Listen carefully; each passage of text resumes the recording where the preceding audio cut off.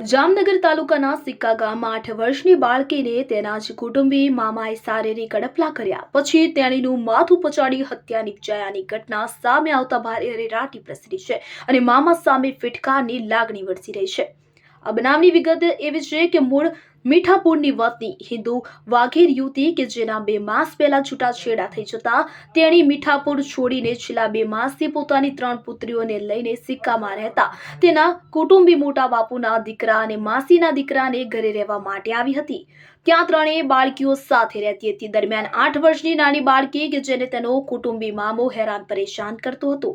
8 વર્ષની બાળકી કપડામાં જ પેશાબ કરી લેતી હોવાથી મામાએ તેને અવારનવાર મારકૂટ કરતો।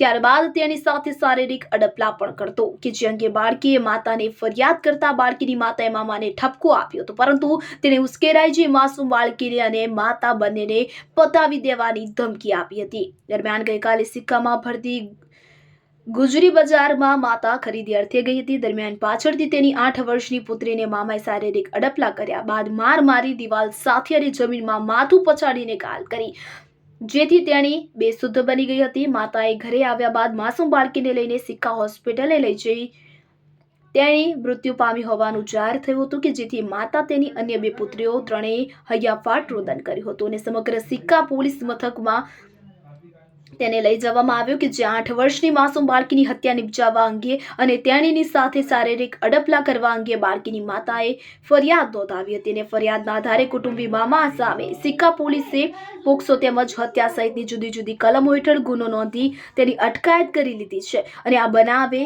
સિક્કામાં ભારે ચકચાર જગાવી છે।